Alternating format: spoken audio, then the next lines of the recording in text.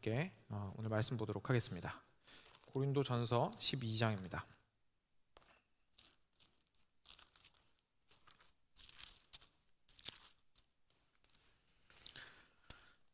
저희가 오늘 두 군데를 좀 살펴볼 텐데 먼저는 12장 그리고 이어서 10장에 있는 부분 같이 보겠습니다. 12장 12절과 13절입니다. 같이 한 목소리로 읽겠습니다. 같이 읽겠습니다. 몸은 하나인데 많은 지체가 있고 몸의 지체가 많으나 한 몸임과 같이 그리스도도 그러하니라. 우리가 유대인이나 헬라인이나 종이나 자유인이나 다 한 성령으로 세례를 받아 한 몸이 되었고 또 다 한 성령을 마시게 하셨느니라. 아멘. 앞으로 좀 넘기셔서 10장 16절과 17절입니다. 같이 읽겠습니다. 우리가 축복하는 바 축복의 자는 그리스도의 피에 참여함이 아니며 우리가 떼는 떡은 그리스도의 몸에 참여함이 아니냐. 떡이 하나요 많은 우리가 한 몸이니 이는 우리가 다 한 떡에 참여함이라. 아멘. 같이 잠깐 기도하겠습니다. 사랑하는 주님 감사합니다. 계속해서 저희가 주님께서 저희를 교회로 불러주시고 그리고 만들어 가시는 그 놀라운 신비로운 과정에 대해서 배우고 있습니다. 하나님께서 말씀을 통해서 오늘은 특히나 주님께서 은혜로 허락해 주신 세례와 성찬에 대해서 조금 더 깊이 살펴보기 원합니다. 아버지께서 저희들에게 참 이 귀한 은혜의 통로를 놓치지 않도록 해주시고 오늘 마침 있는 성찬 가운데에서도 이전에는 알지 못하였던 귀한 은혜들을 받아 누리게 될 수 있도록 은혜 주시기를 간절히 간구드립니다. 오늘 말씀 가운데 함께하여 주시고 우리의 영혼을 향하여 선포하여 주시기를 간절히 간구드리오며 우리 주 예수 그리스도의 이름으로 기도드렸습니다. 아멘. 저희 오늘은 참된 교회의 표지 성례라는 제목으로 방금 읽었던 고린도전서 말씀 두 군데를 함께 살펴보도록 하겠습니다. 저희들이 살아가면서 특히 신앙생활을 하면서 참 신비에 대해서 좀 갈급할 때가 있습니다. 그렇죠? 또는 저희가 예기치 못했는데 신비로운 일이 발생을 하면 이상하게 눈이 가게 되죠. 일단 비범한 일들이 일어나면 저희들은 관심을 그쪽에 둘 수밖에 없는 것 같습니다. 그런데 저희가 계속해서 이 교회에 대해서 알아가면서 하나 기억해야 될 게 있습니다. 사실 하나님께서 우리한테 정말로 신비한 것을 하나 아주 명확하게 이미 주셨다라는 사실입니다. 그건 바로 교회입니다. 왜냐하면요, 이 교회라는 것은 사실 우리가 이제까지 살펴보았듯이 그리스도의 몸입니다. 그렇죠? 근데 그리스도의 몸이라는 것은 눈에 보이는 것이 아닙니다. 눈에 보이는 것이 아닙니다. 그런데 그 눈에 보이지 않는 실제가, 영적인 실제가 실제 이렇게 눈에 보이도록 드러나게 되었다면 사실 그것만큼 숨겨지고 감추어지고 비밀한 것이 드러난 것이 없겠죠. 그러니까 다시 말해서 그것만큼 신비로운 것이 없는 겁니다. 그래서 사실 하나님께서 우리에게 이 교회를 주심으로 그 가운데에서 하나님께서 실제로 일하시고 운행하시고 당신의 은혜를 주시는 것이 그냥 느낌으로만, 그냥 눈으로 볼 수 없는, 손으로 만질 수 없는 형태로만 주어지는 것이 아니라 정말로 눈으로도 볼 수 있고 손으로 만질 수도 있고 우리가 보고 증언할 수 있는 형태로 주어졌다는 것을 보여주는 것이 다름 아닌 교회입니다.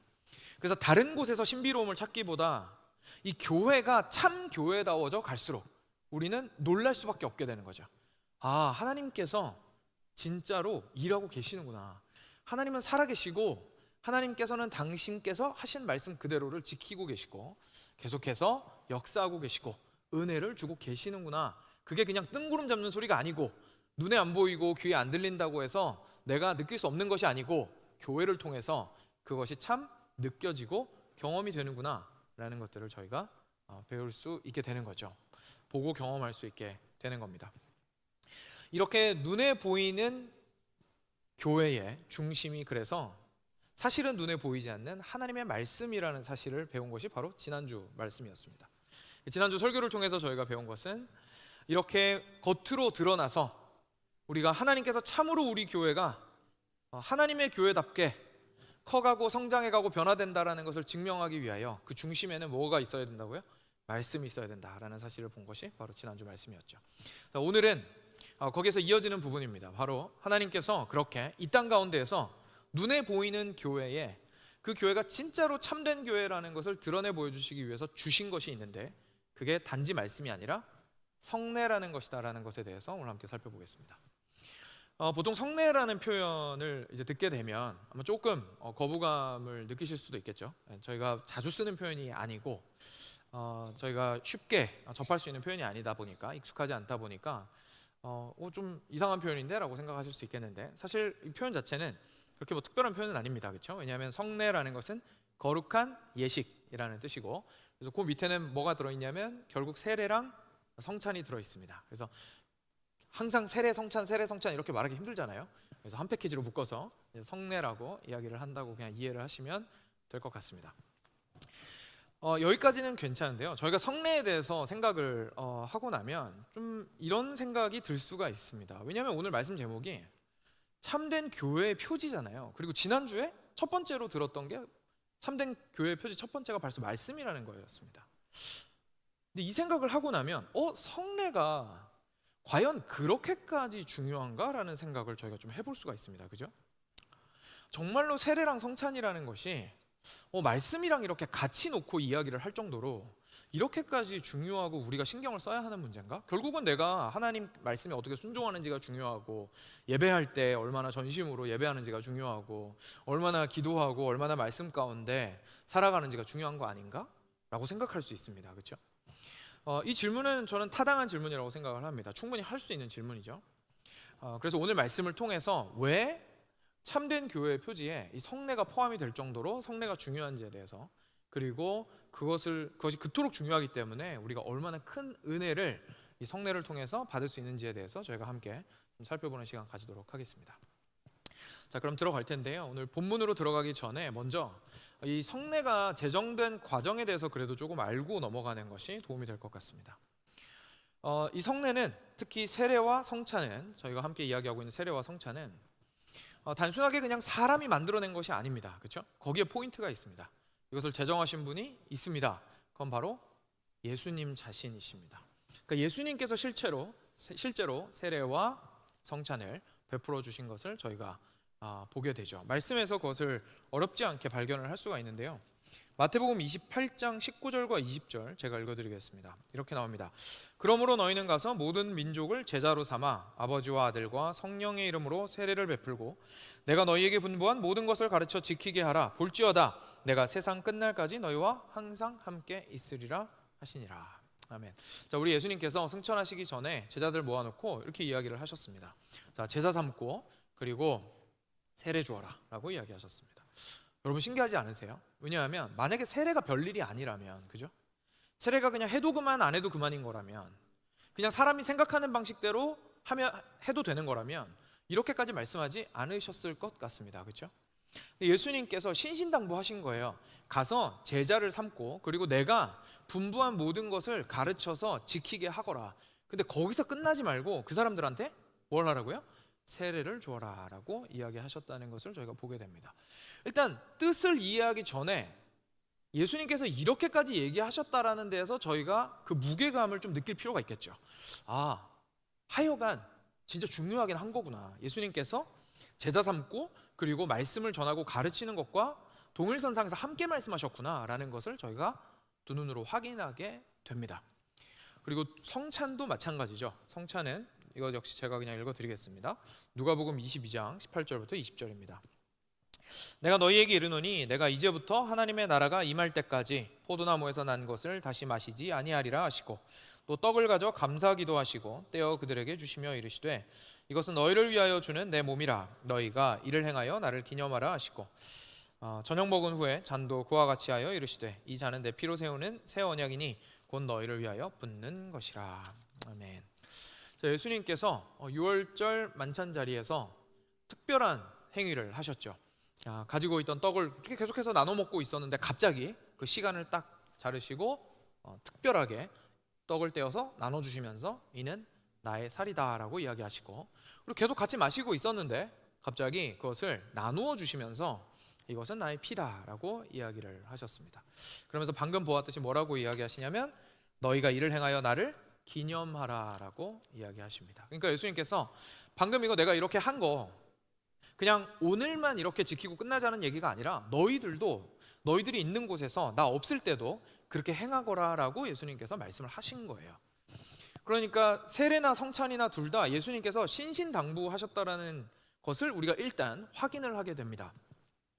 뜻도 뜻이지만 예수님께서 그렇게 중요하게 말씀하셨다라는 것을 저희가 기억할 필요가 있겠죠.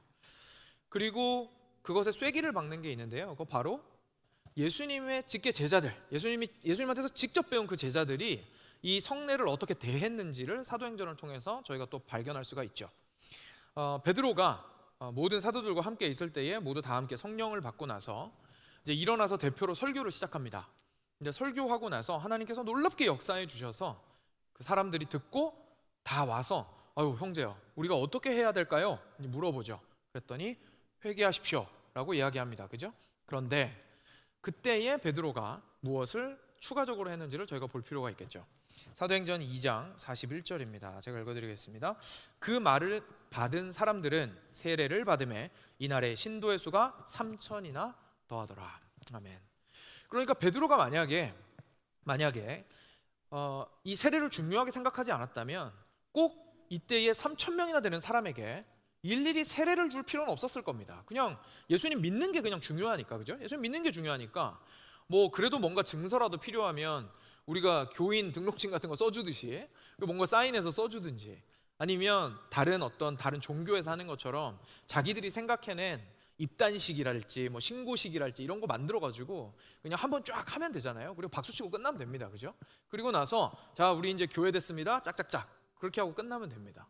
근데 그 많은 사람들을 일일이 물에 데려다가 다 세례를 주었습니다.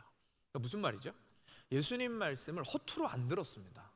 예수님께서 세례 주라고 하신 그 말씀을 지금 베드로와 사도들 굉장히 진지하게 받아들이고 있는 겁니다. 이거 꼭 해야 되는 거다. 예수님 믿는 사람이라면 꼭 세례 받아야 된다. 이거에 대해서 증언했다라는 것을 저희가 볼 수 있죠. 성찬도 마찬가지입니다. 바로 다음 구절에 나옵니다. 이게 세례를 받은 사람들이 모여서 한 것이 있었습니다. 바로 다음 절 42절에 보면 그들이 사도의 가르침을 받아 서로 교제하고 떡을 떼며 오로지 기도하기를 힘쓰니라. 단지 교회가 그냥 말씀 듣고 그것을 따라서 순종하고 그리고 기도 열심히 하고 찬양하고 예배하고 그리고 함께 사랑을 나누는 교제를 하고 그러면 되는 거라면 사실 떡을 뗄 필요는 없었을 겁니다. 여기서 말하는 떡을 떼다라는 건 성찬을 행했다라는 뜻입니다. 그러니까 그렇게 수많은 사람들이 세례를 받고 예수님을 믿는 사람들이 된 이후에 이 사람들은 성찬에 함께 참여하였던 것이죠. 다시 말해서 예수님의 그 가르침은 제자들에게 굉장히 진지하게 받아들여졌습니다. 그래서 처음 예수님 믿었던 사람들은 세례와 성찬을 아주 중요하게 생각했다라는 것을 저희가 알게 되고요.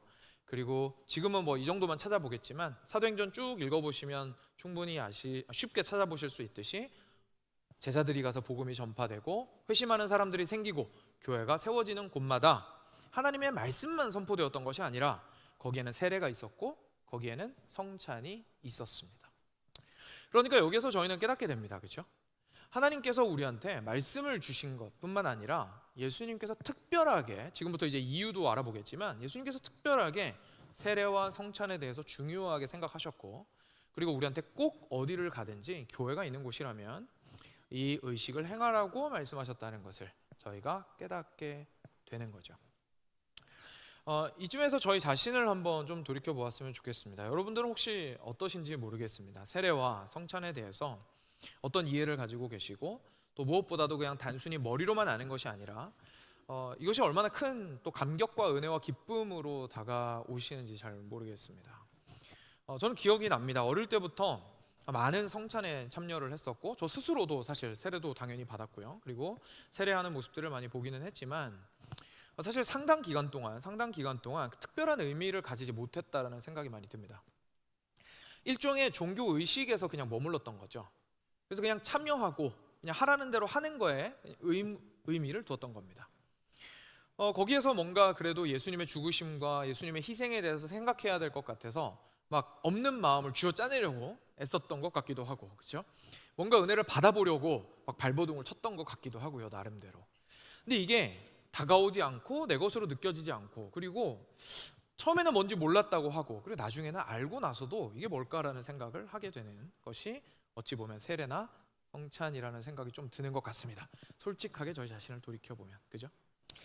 그런데 오늘 본문으로 이제 가보면요, 이것이 그냥 단순하게 예수님께서 우리한테 여러 종교에 존재하는 그냥 특별한 종교 의식으로 주신 것이 아니라는 것을 저희가 알게 됩니다. 그러니까 특별히 이렇게 세례와 그리고 성찬이라는 것을 통해서 우리한테 꼭 보여주고 싶으신 것, 꼭 해주고 싶은 말씀, 그리고 꼭 우리가 누렸으면 하는 것들이 있었다라는 사실을 저희가 발견하게 돼요. 그래서 오늘 말씀으로 들어가서 이제 하나씩 보도록 하겠습니다. 먼저 고린도전서 12장이었죠. 12장에 있는 세례에 관련된 부분을 먼저 보도록 하겠습니다. 12장 12절과 13절입니다.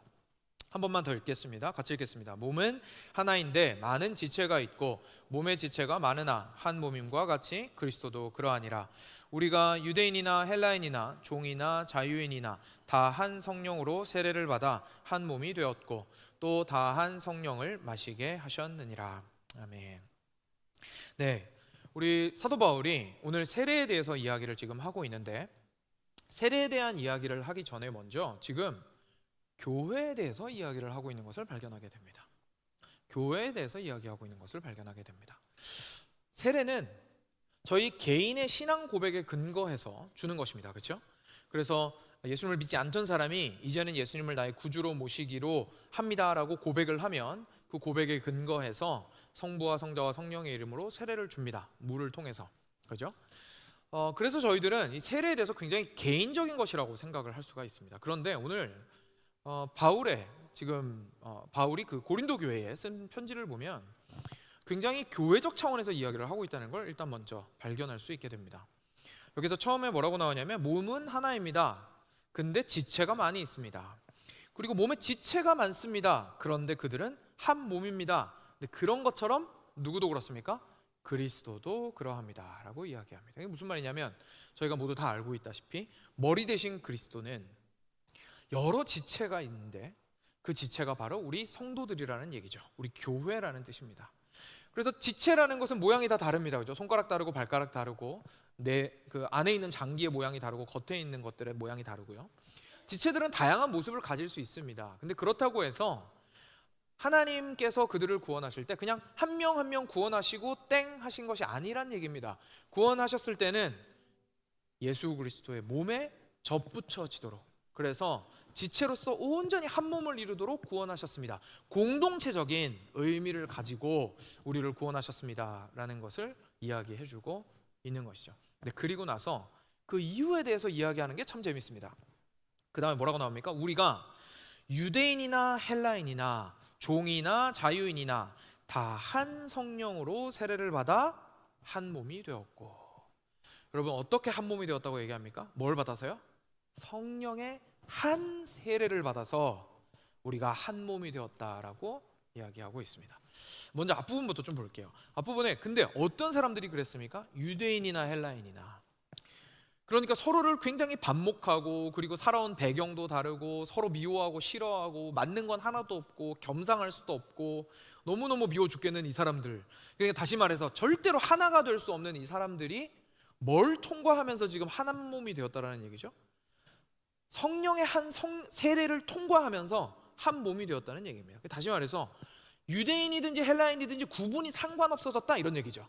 뭐 원래 가지고 있었던 출신 성분 아무런 상관이 없습니다. 이제 성령의 세례를 통과하는 순간 기준은 하나밖에 없습니다. 그리스도 안에 있느냐, 그리스도 밖에 있느냐.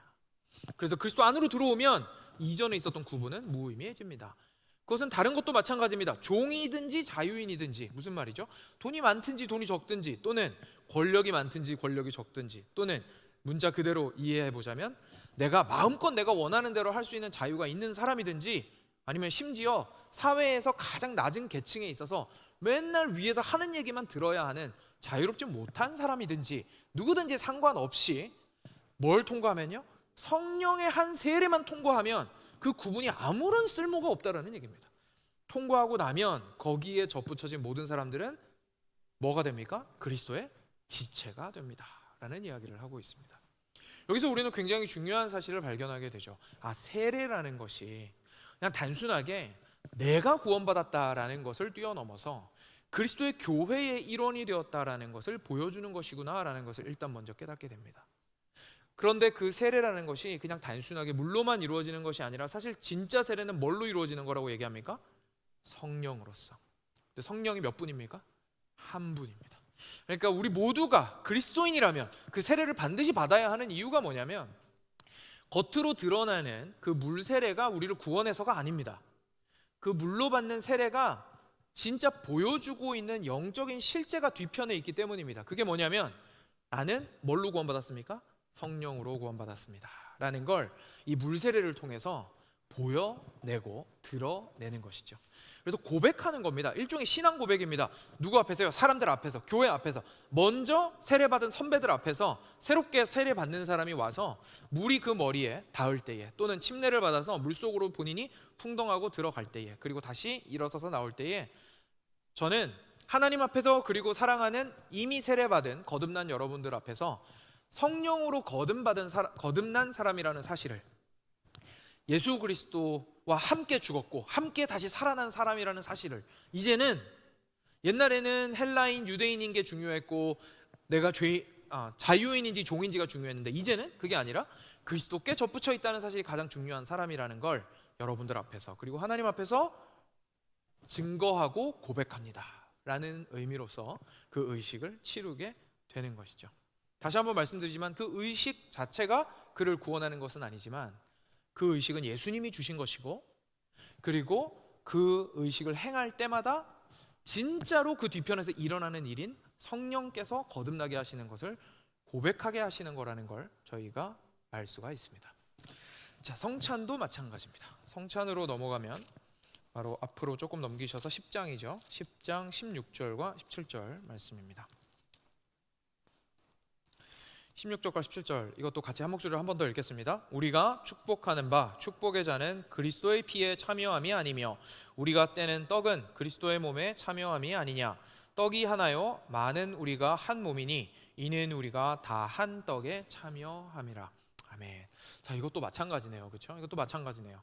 먼저 처음에 읽었던 구절은 누구와의 관계를 지금 이야기를 해주고 있습니까? 이 떡과 피를 받는 사람과 예수 그리스도의 관계에 대해서 이야기를 해주고 있습니다. 그렇죠?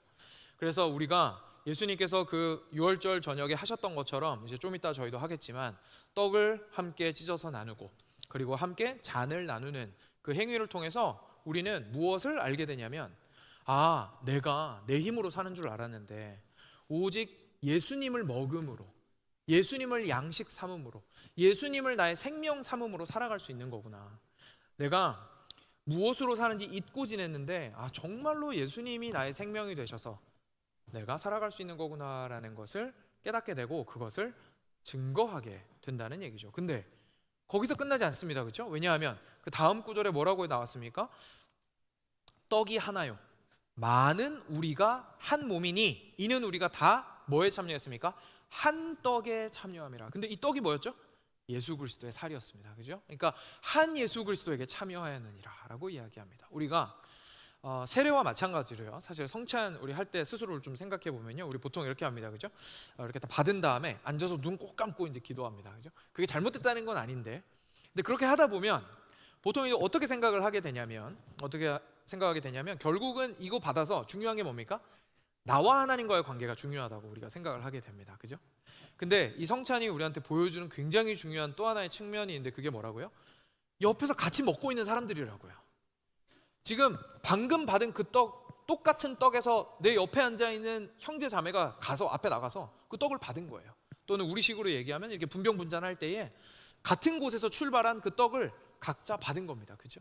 그래서 그것이 실제 성찬할 때의 의미입니다. 제가 내려가서 제가 먼저 장로님들께 드리고, 그리고 장로님들이 가서 여러분들께 드리는 게 한 곳에서 출발했다라는 뜻이에요. 그러니까 한 떡을 가지고, 이게 비록 이제 미리 준비되어 있어서 낱개로 되어 있긴 하지만 한 곳에서 출발한 한 떡으로서 우리 모두가 먹고 있습니다, 이런 뜻이죠. 그러니까 이거를 눈 뜨고 봐도 상관없습니다.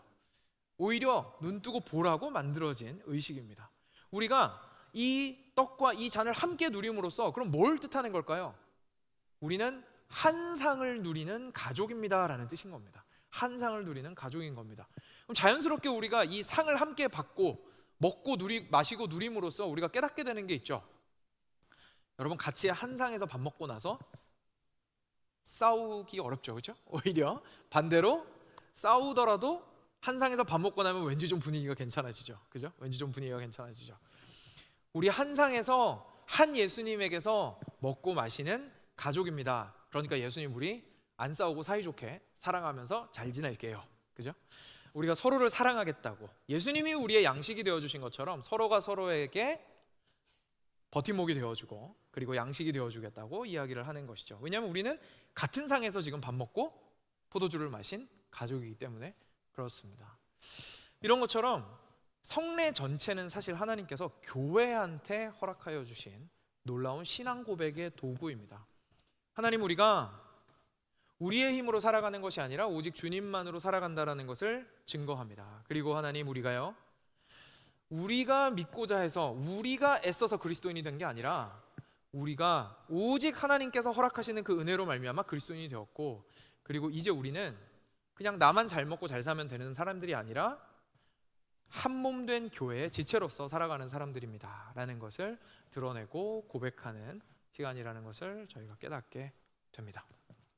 자, 이것이 성례가 가지고 있는 굉장히 중요한 첫 번째 의미입니다. 근데요, 이것만 생각해서는 좀 모자릅니다. 왜냐하면 한번 생각해 보시면요, 저희가 이렇게 성찬에 참여하고 세례에 참여합니다. 그렇죠? 그러면서 참 감사하기는 한데 방금 제가 말씀드렸다시피 이것이 저희들의 신앙을 고백하는 것에서만 그치게 된다면 결국은 우리 편에서만 그냥 얘기하는 겁니다. 그죠? 우리끼리 그냥 의식을 하고 나서 끝나는 겁니다. 그럼 하나님께서 우리한테 주시는 은혜는 없는 걸까요? 그죠? 하나님께서 우리한테 주시는 은혜는 없는 걸까요? 있습니다. 이 특별한 세례와 성찬을 제정하심으로써 하나님께서 이 성례를 통해서 우리한테 특별하게 공급해 주시는 은혜가 있다고 우리가 배우게 됩니다. 그런데 이 부분에 있어서 지난주에 저희가 함께 로마 가톨릭이랑 저희 종교개혁자들의 차이를 좀 알아보면서 말씀 중심과 그 교황 중심의 차이에 대해서 좀 살펴봤던 것처럼 이 부분에 대해서도 의견 차이가 상당히 있었습니다. 그래서 그것에 대해서 좀 이야기를 나누면 저희가 성례에 대해서 좀 이렇게 이해를 하는 것이 성경적이고 올바르구나라는 것을 더 잘 이해를 하실 수 있게 될 것 같아서 그 이야기를 한 번 더 해보겠습니다. 이제 성찬이라는 것이요, 성례라는 것이 세례와 성찬은 항상 중요하게 여겨졌습니다. 언제나 중요하게 여겨졌습니다. 근데 아직까지 정리가 다 안 됐어요. 그래서 사람들마다 의견이 조금씩 달랐습니다. 교회 초반에요, 굉장히 초반에 예수님 이후에. 그래서 다양한 의견들이 있었어요. 뭐 어떤 사람들은 뭐 이렇게 막 30가지씩 얘기하면서 이거 다 너무 중요한 거예요. 교회 안에서 이 모든 것들이 꼭 있어야 돼요. 이렇게 얘기했고, 또 어떤 사람들은 뭐 요 한 7, 8가지 정도만 있으면 될 것 같아요. 뭐 이렇게 얘기를 했죠. 근데 거기에서 세례랑 성찬은 항상 들어가 있었습니다. 항상 포함이 되어 있었습니다. 근데 이것이 계속해서 기독교가 발전을 해나가고 커지다 보니까 지금 저희도 뭐 잘 아시다시피 초대교회에는 그냥 사람들만 모여 있었기 때문에 별로 그럴 필요가 없었는데 사람들이 너무너무 많이 모이게 되면, 그죠? 너무너무 많이 모이게 되면 결국 뭐가 필요하게 됩니까? 시스템이라는 게 필요해지게 됩니다. 어쩔 수 없죠, 그죠?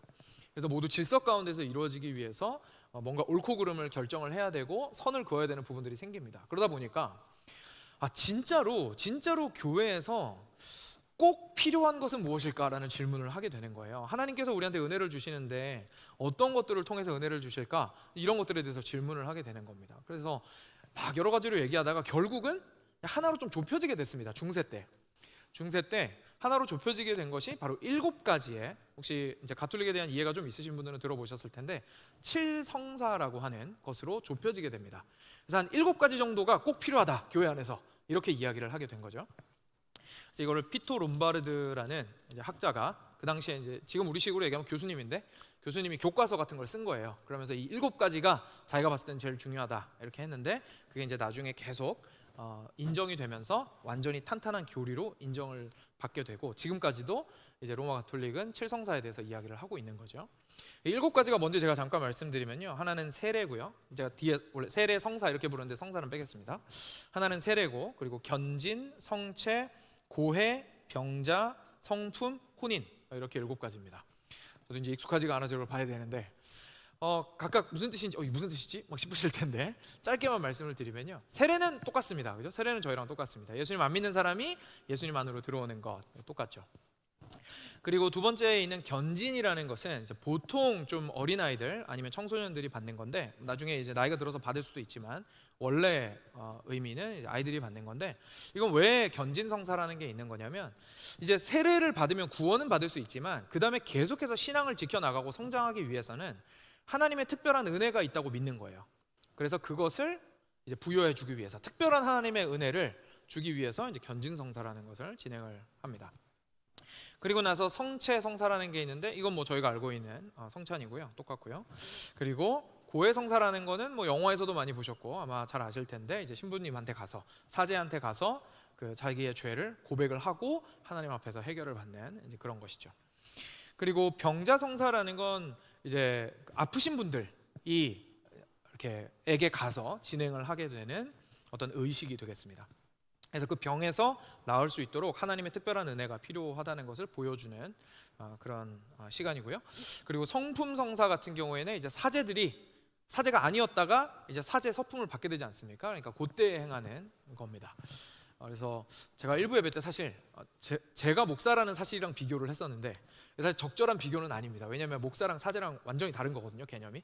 그래서 그렇게는 설명드리지 않겠고요. 그래서 천주교 안에서, 그 로마 가톨릭 안에서 사제가 아니었던 사람이 사제가 되는 그 특별한 의식을 보고 우리가 성품성사라고 말합니다. 혼인성사는 뭐 우리가 이야기하는 결혼식이기는 한데요, 제가 좀 이따가 왜 이걸 성사라고 부르는지 말씀을 드리겠습니다. 자, 이런 식으로 이 7가지의 이제 다양한 성사를 제정을 하고 그대로 지켜왔습니다. 굉장히 엄격하게 지켜왔습니다. 엄격하다라는 건 무슨 뜻이냐면요, 순서가 명확하게 정해져 있다는 뜻입니다. 그리고 누가 각각의 성사를 진행해야 되는지가 정해져 있어요. 그리고 꼭 지켜야 돼요. 그거 그대로 해야 돼요. 왜일까요? 이게 이제 우리 질문인 겁니다. 왜냐하면 여기에서 우리가 하고 있는 세례랑 성찬이랑 가톨릭이 하고 있는 거랑 뭐 비슷해 보이잖아요, 그죠? 비슷해 보이는데 굉장히 큰 본질적인 의미의 차이가 있는 것이 드러나게 되거든요. 종교개혁자들이 이 7 성사를 보고 여러 가지 문제를 제기했습니다. 그러면서 이런 것들에 대해서 비판을 하며 새롭게 그 2가지로 성례를 요약하게 되었습니다. 이런 것들이 문제라고 이야기했습니다. 첫 번째로는 이게 일단 예수님이 제정하신 게 아니에요, 그죠? 그러니까 예수님이 하라고 말씀하시는 건 뭐밖에 없습니까? 세례랑 성찬밖에 없습니다. 예수님이 말씀하신 건 세례랑 성찬밖에 없습니다. 근데 다른 나머지 것들이 중요합니까? 중요하죠, 그죠? 인간 인생에서 아플 때 은혜 받는 것도 중요하고요, 뭐 결혼식도 중요하고 다 중요합니다. 근데 문제가 뭐냐면 예수님께서 제정하신 거랑 지금 어떻게 했습니까? 위치가 같아졌죠. 같이 칠성사라는 이름으로 한데 묶어서 꼭 교회 안에는 이게 있어야 된다라고 이야기를 하고 있는 거예요. 일단 거기서부터 문제점이 발생을 했습니다. 그래서 예수님은 그렇게 얘기 안 하셨는데요, 예수님이 2개밖에 얘기 안 하셨어요. 이렇게 비판을 하기 시작했죠. 그리고 나서 이제 문제들이 더 선명하게 드러나기 시작합니다. 여러분, 그 가톨릭에서 이걸 7성사로 나눈, 그리고 성사라고 이름을 붙인 이유가 있었습니다. 그건 바로 각각의 성사를 통해서만 받을 수 있는 특별한 은혜가 있다고 믿었기 때문입니다. 그러니까 쉽게 말해서 견진이라고 따지면요, 견진을 받은 사람과 받지 않은 사람은 하나님한테서 받을 수 있는 은혜에 차이가 난다고 얘기한 겁니다. 무슨 말씀인지 이해되시죠? 그러니까 하나님께서 모든 이들에게 은혜를 주신다, 믿는 모든 이들에게 동일한 은혜를 주신다라고 믿는 것이 아니라 각각의 성사가 가지고 있는 특별한 은혜가 있다고 생각을 한 겁니다. 그래서 이것이 더 나아가다 보니까 어떻게 설명을 하게 됐냐면, 그 성사 자체가 너무 중요한 거예요. 제가 이렇게 비유하면 좀 이해가 잘 되실 텐데, 샤워기에 물을 틀어놓고 그 밑으로 들어가면 우리가 무슨 옷을 입고 있든지 우리는 어떻게 됩니까? 젖을 수밖에 없습니다, 그죠? 젖을 수밖에 없습니다. 로마 가톨릭은 이 성례를 그렇게 이해했던 겁니다. 그냥 물이 틀어져 있는 은혜인 것처럼 이해를 한 거예요. 그래서 우리가 거기에 들어가면, 그 절차 안으로 들어가면, 그 사제를 인하여서 이루어지는 철저한 절차를 그대로 따라가면 그 은혜를 자동으로 받게 된다라고 이야기를 하게 된 거죠. 그리고 그 은혜는 거기서만 받을 수 있다라고 이야기를 한 거예요. 그래서 모든 것들이 절차대로 이루어지는 것이 너무나 중요하고, 반드시 자격이 철저하게 되는 사람만 그 각 성사에 참여할 수가 있게 되었고, 심지어 참여하는 사람의 마음이 생각보다 그렇게 중요하지 않게 되었습니다. 왜냐하면 우리가 어떤 상태에 있든지 상관없이 샤워기 물은 틀어져 있으니까요. 그래서 그 성사에 참여만 하면 은혜를 받을 수 있다고 믿게 되었던 것이죠.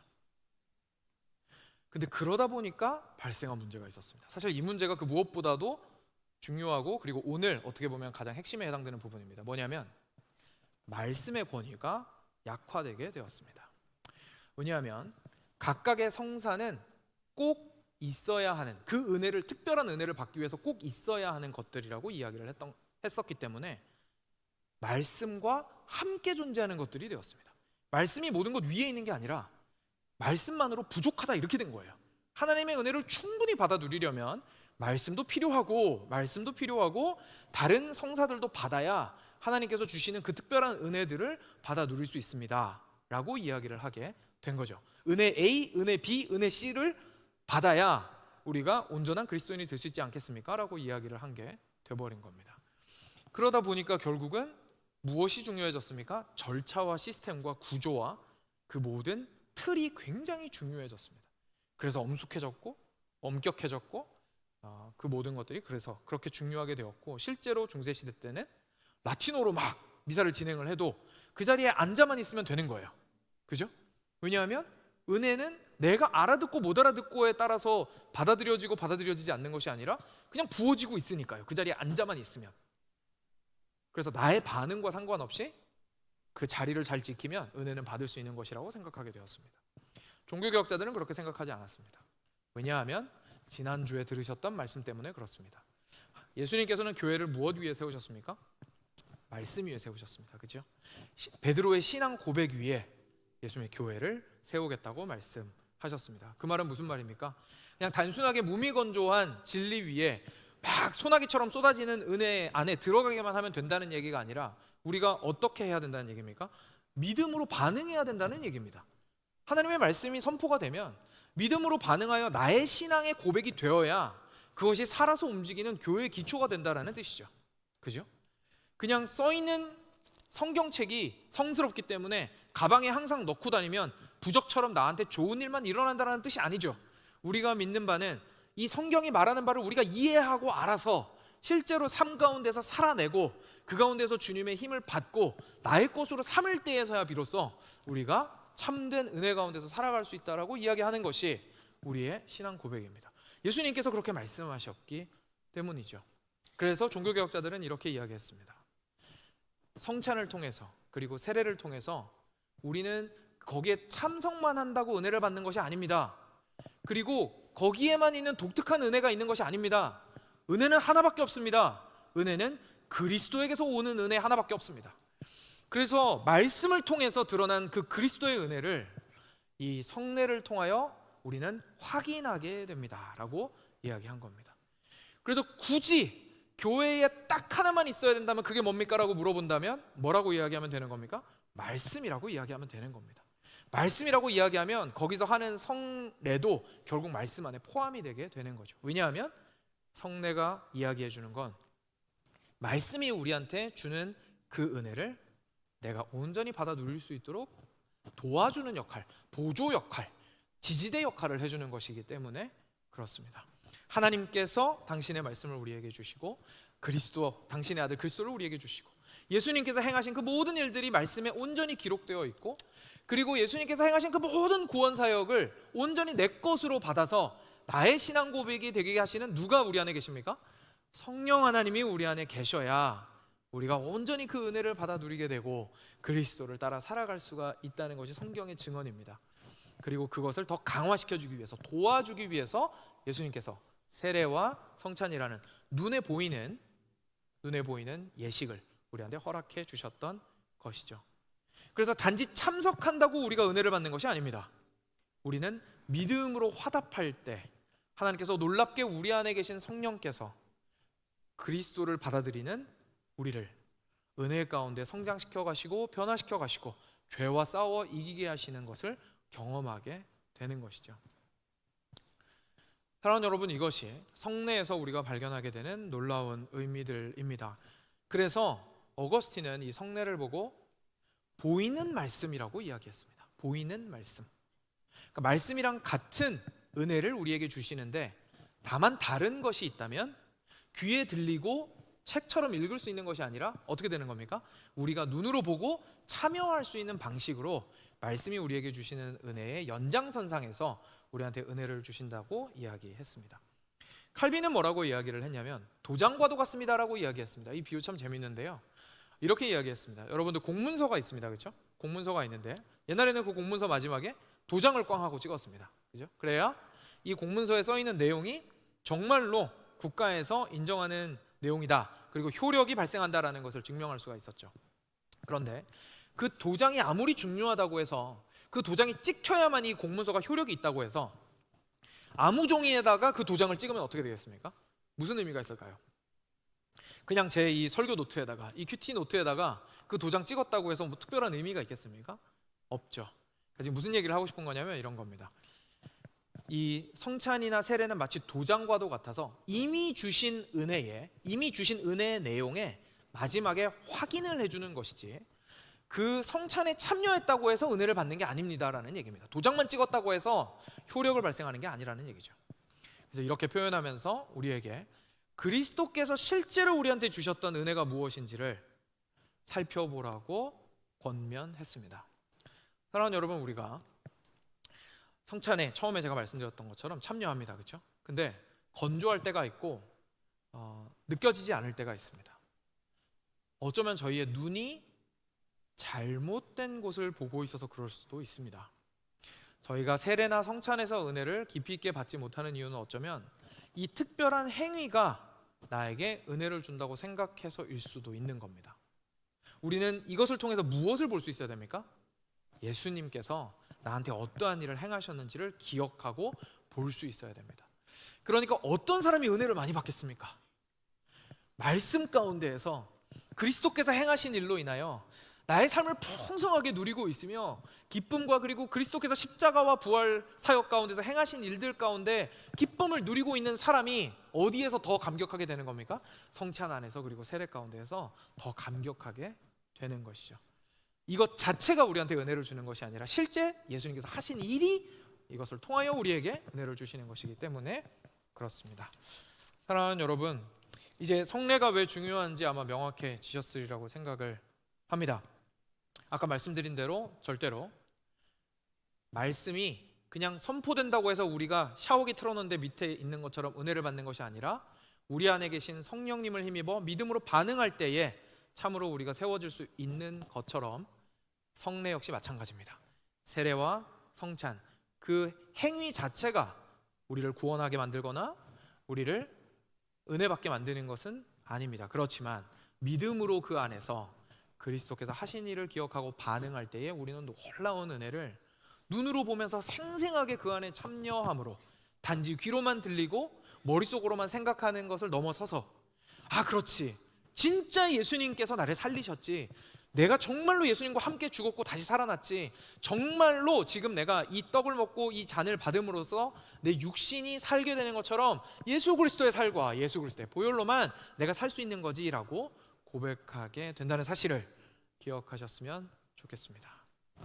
네, 저희가 이제 말씀을 지나서 성찬으로 들어가게 될 텐데요. 우리 장로님들 앞으로 좀 나와주셔서, 성찬위원들 앞으로 나와주셔서 성찬 준비해 주시기 바랍니다. 나오시는 동안 제가 말씀의 마무리를 하겠습니다. 사랑하는 베들레헴 교회 성도 여러분, 말씀을 마무리하고 그리고 보여지는 말씀, 바로 성찬에 우리가 참여하기 전에 우리가 새로운 눈으로 좀 성례를 바라보시기를 초대하고 싶습니다. 우리는 굉장히 개인적인 시대를 살고 있습니다. 그렇죠? 개인적인 시대를 살고 있습니다. 그건 무슨 뜻이냐면 결국은 나한테 맞춤형으로 오는 것이 나한테 좋은 거라고 생각을 하는 겁니다. 내가 원하는 거, 내 생각에 이게 나한테 딱 맞는 거, 내 생각에 이게 나한테 딱 좋은 거, 그러니까 그게 나한테 좋은 거, 이렇게 생각을 하게 되는 거죠. 근데 이게 우리도 모르게 신앙생활로 흘러 들어온 것 같아요. 그래서 우리는 많은 경우에 어떻게 은혜를 받고자 하냐면 내가 원하는 방식으로, 내가 원하는 타이밍에 내가 애쓰고 내가 노력하여서 하나님께서 은혜를 주시기를 원하는 경향이 있습니다. 어쩌면 그런 생각 때문에 성찬 가운데서 은혜를 받지 못하는 것일 수도 있습니다. 왜냐하면 여러분들 성찬 예식의 방식에 대해서 어떻게 하실 수 있습니까? 뭐 어떻게 못합니다. 그죠? 정해진 방식을 그냥 받을 뿐입니다. 그런데 혹시 지난주 말씀 기억하시는지 모르겠지만 하나님의 은혜는 하나님의 방식으로 옵니다. 예수님께서는 내가 생각하는 예수님의 모습이 중요한 것이 아니라 하나님이 보내신 예수님이 누구냐가 중요합니다. 하나님께서 성찬을 통하여 특별히 당신의 아들 예수 그리스도의 그 죽으심과 부활하심을 보여주고 그것을 통해 우리에게 은혜를 주기로 작정하셨습니다. 오늘 한번 겸손한 마음으로 철저하게 은혜 받는 자 입장에서의 수동적인 자세로 그냥 내가 뭘 먹고 싶다고 말하는 게 아니라 떠먹여 주시는 대로 거기에서 보이는 그리스도를 발견하고 은혜를 누려보시기 바랍니다. 그랬을 때에 이 성찬이 새롭게 나를 하나님 안에서의 은혜로 인도할 수 있으리라 믿습니다.